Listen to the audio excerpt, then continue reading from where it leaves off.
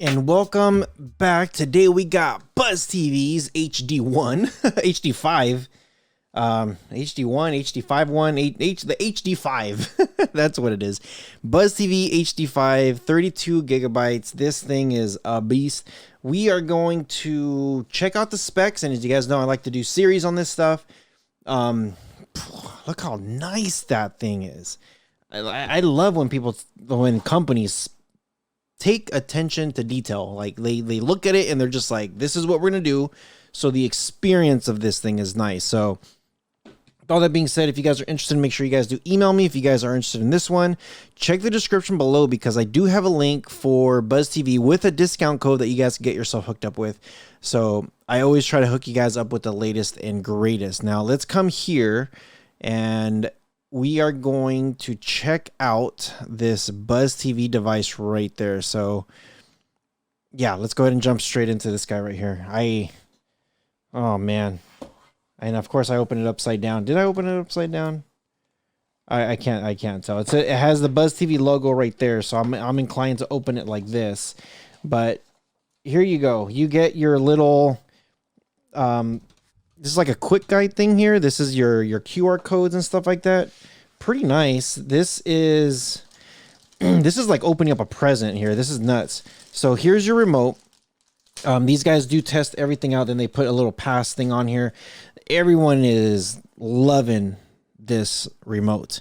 It's really, really nice. Everything fits very, very comfortable. It has a little rivet right here. So, because I know people like to mess with the directional stuff right there. Some people like to hold it a little bit lower, which has a little thing right here for your cover. So it's kind of cool how I don't know if they did that on purpose, but there's a QR code there too. You also get, and this is interesting here, your AA batteries, and these are energizers. Who gives energizers out?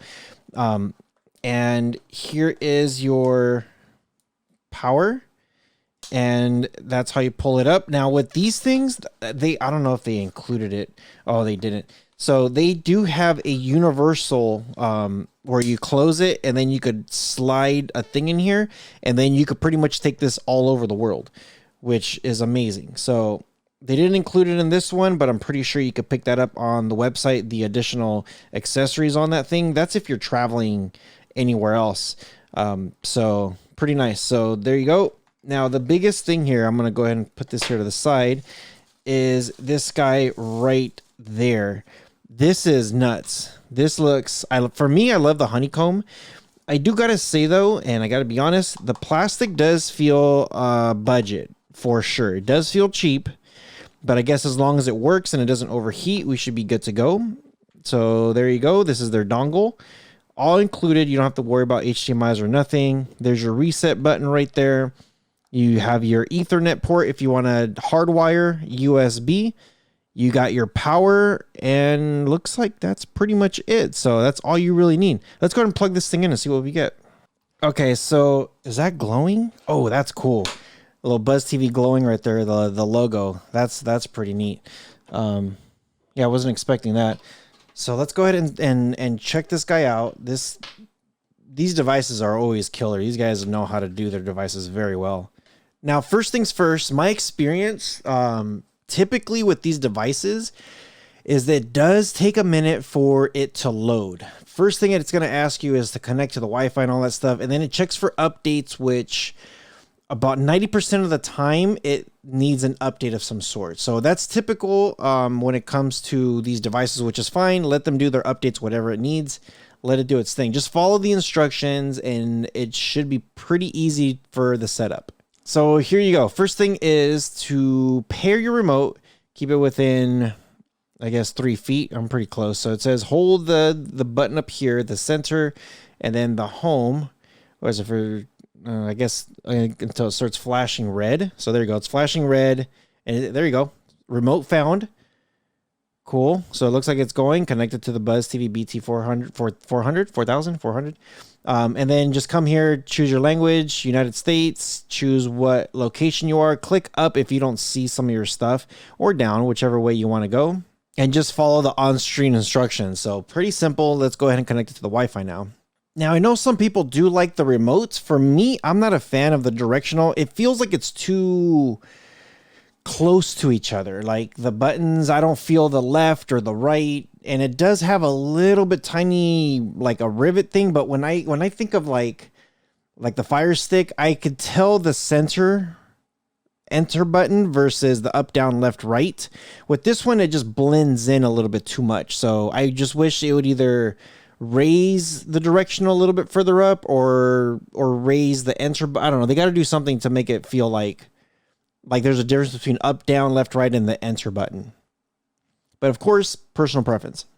And 10 minutes later, it finally finished uploading, updating, installing, rebooting. It's all done. It took a minute, but it's all done. So here it is. This is the interface. First thing we're going to do is, well, we got to check the specs, see what's in here. So here we go. IDA64 is the app that I do like to use. So let's go ahead and get into this one. We're going to check out system.